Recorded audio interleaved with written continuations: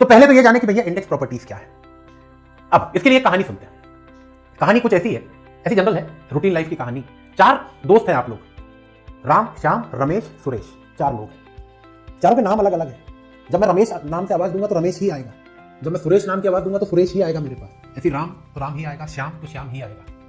सबको नाम दिए गए हैं अलग अलग, सबकी कुछ ना कुछ अलग अलग डिफरेंट बिहेवियर होगा, अलग प्रॉपर्टी इंसान है तो प्रॉपर्टी तो नहीं बोलूंगा, बिहेवियर होगा, नेचर होगा। भाई राम को आइडेंटिफाई मैं कैसे करूंगा? हाँ, वो थोड़ा सिंसियर है, पढ़ने में अच्छा है, ऐसा है, ये राम की प्रॉपर्टी है।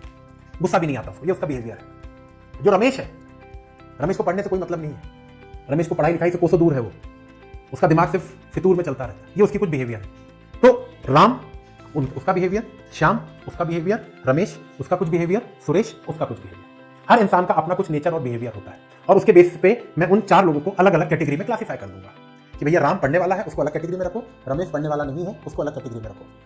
ठीक उसी प्रकार जो मेरी सॉइल होती है,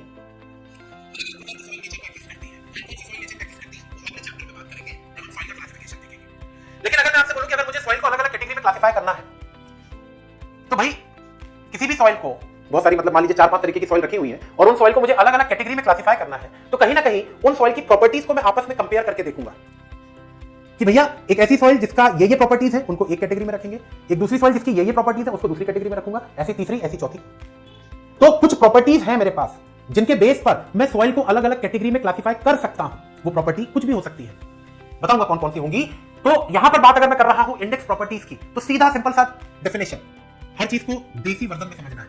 टेक्निकली जो किताबों में लंबी चौड़ी डेफिनेशन लिखी हुई है ना, इतना ज्यादा टेक्निकली जाके नहीं घुसना हर भी चीज में कि किताब में सर जो 3 लाइन की डेफिनेशन लिखी हुई ना वही रटनी है मुझे, नहीं, वो बीटेक में करना, क्योंकि वहां पे पन्ने भरने रहते हैं यूनिवर्सिटी के एग्जाम में, यहाँ पे हमको पन्ने नहीं भर के आने हैं किसी भी चीज में।